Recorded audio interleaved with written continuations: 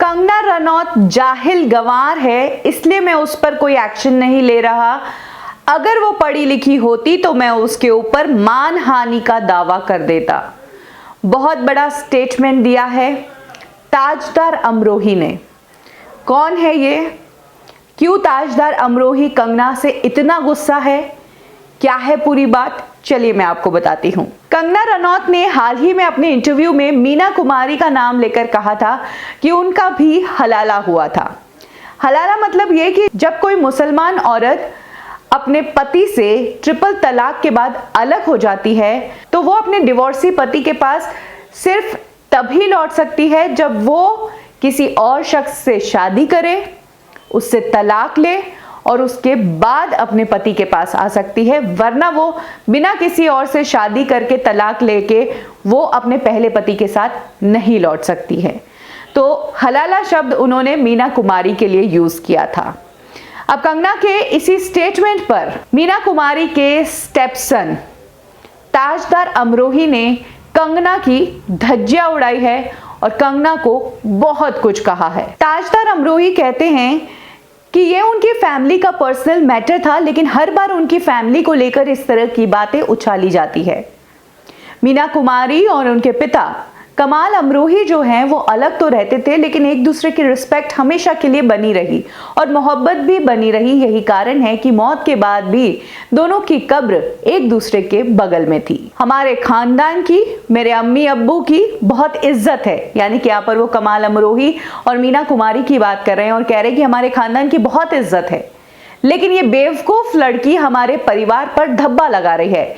यहाँ पर बेवकूफ लड़की उन्होंने कंगना के लिए यूज किया है। इसके बाद ताजदार अमरोही कहते हैं कि इस बेवकूफ लड़की को ये तक नहीं पता कि मेरी छोटी अम्मी यानी कि मीना कुमारी एक शिया मुसलमान थी, मेरे पिता भी शिया मुसलमान थे और शिया मुसलमानों में हलाला जैसी कोई चीज ही नहीं होती है। मैं बार बार इस पूरे मामले पर सफाई दे चुका हूं, लेकिन इस बेवकूफ लड़की ने एक बार फिर से मेरे लिए मुसीबत खड़ी कर दी है। यहाँ पर वो कंगना को ही बेवकूफ कह रहे हैं। अब आप ही देखिए कि जिस लेवल पर कंगना को अभी मीडिया का कवरेज मिल रहा है, ऐसा पहले किसी को नहीं मिला है। इनफैक्ट बड़े बड़े मंत्रियों को, नेताओं को, लाल बहादुर शास्त्री जी को तक इतनी कवरेज नहीं मिली थी जितनी मीडिया इन दिनों कंगना को कवर कर रही है। कंगना ने आकर नेशनल टेलीविजन पर मेरी फैमिली के लिए ऐसी बात कह दी और लोगों ने भी मान लिया होगा कि कंगना अगर ये कह रही है तो वाकई में ऐसा हुआ होगा। कंगना ने लोगों के बीच में अमरोही खानदान को लेकर गलतफहमी फैलाई है।